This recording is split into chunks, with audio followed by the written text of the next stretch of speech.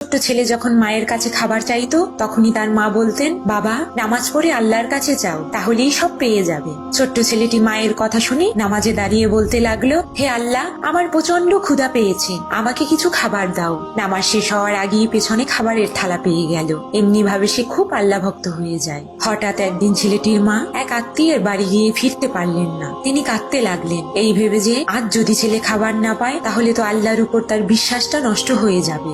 এতদিন তো মাই তার ছেলের পিছনে খাবার রাখতো, কিন্তু আজ কি হবে? পরদিন খুব সকালে মা বাড়িতে এসে ছেলেকে জিজ্ঞেস করলেন, তুমি কি গতকাল খাবার পেয়েছো বাবা? ছেলেটি বলল, হ্যাঁ মা, খেয়েছি। মা অবাক হয়ে জিজ্ঞেস করলেন, কিন্তু কিভাবে? ছেলেটি বলল, কেন মা, এতদিন যেভাবে খেয়েছি বরং গতকাল সবচাইতে সুস্বাদু খাবার খেয়েছি। নামাজ শেষ করার আগেই খাবারের সুঘ্রাণ আমার নাকে আসে, তখনই বুঝতে পারি আমার খাবার এসে গেছে। ছেলেটির মুখে এই কথা শুনে মার সাথে সাথে নামাজে দাঁড়িয়ে আল্লাহর কাছে শুকরিয়া আদায় করল।